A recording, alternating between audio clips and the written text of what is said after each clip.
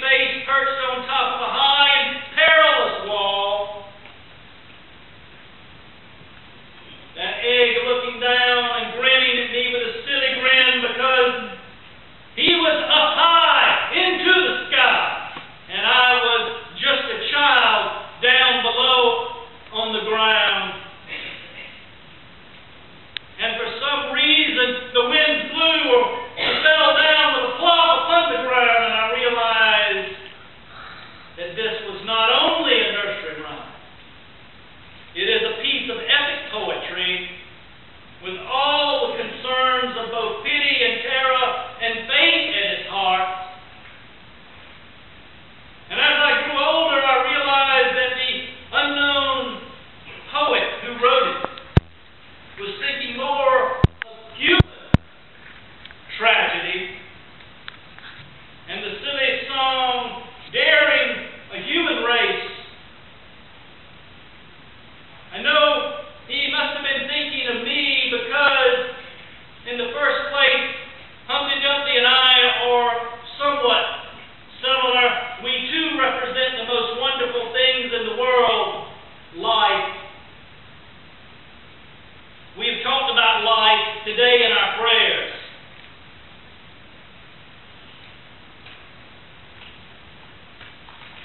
I suppose some clever scientist could make something similar to a Humpty Dumpty and something that might look like me or you. That would be scary. We could put it on the Sci-Fi Channel. They might make a mechanical Fred or a mechanical Nicky or a mechanical John. But one thing that mad scientist could never make is an amazing life. For that's God's own secret, people, of God. I like to refer to the people of God as the children of God because it really brings more into a family.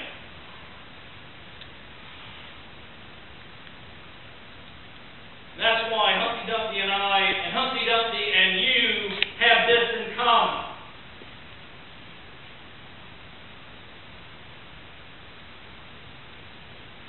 Life.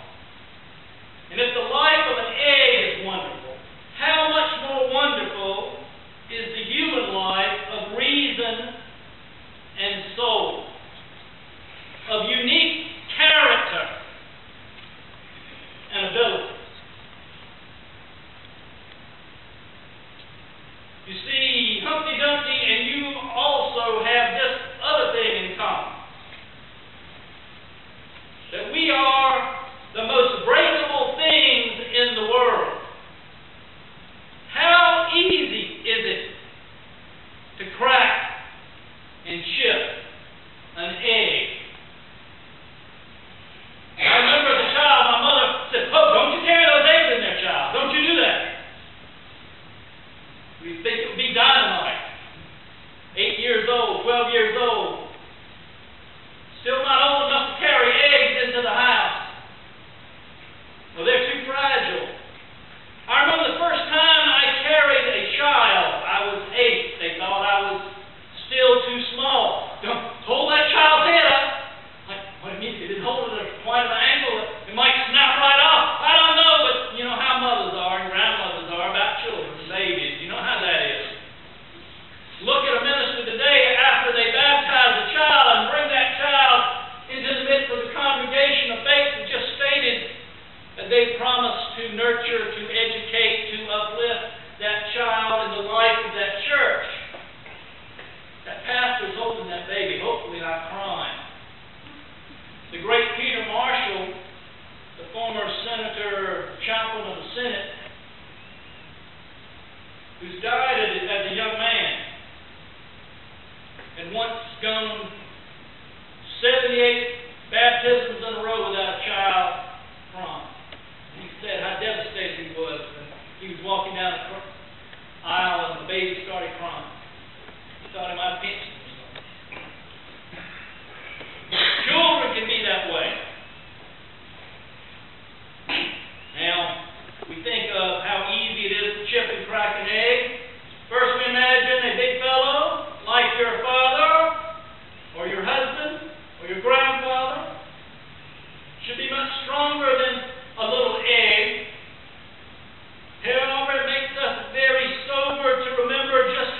fragile our lives can be. I myself have seen in the times of war where the very tiniest piece of shrapnel, smaller than this, has taken the life of a giant,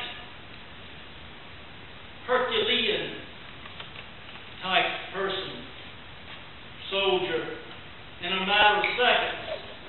That was it. When I ministered and lived in Africa for over a year, my travels through in ministry throughout 14 nations in Eastern Africa, I saw people bitten by a microscopic bug at night have to be flown to the United States via Europe in order to survive. I've seen the bite of a tsetse fly kill people. We are very fragile, and human. We must remember that these little microbes or germs are so tiny that can only be seen with the most powerful microscopes and yet carry off hundreds of big men and women of all ages with disease. I was traveling near southwestern Sudan where we came across a village hit by cholera. We don't hear of cholera in the United States. There would take off 30, 70, 300 people in a matter of days. Bad water. You know, we take water for granted. We can drink from our own sink without purification process because we know that our tax dollars are paying for such systems in our community. Even in the far reaches and corners of the state, and our most isolated state. But not so. Many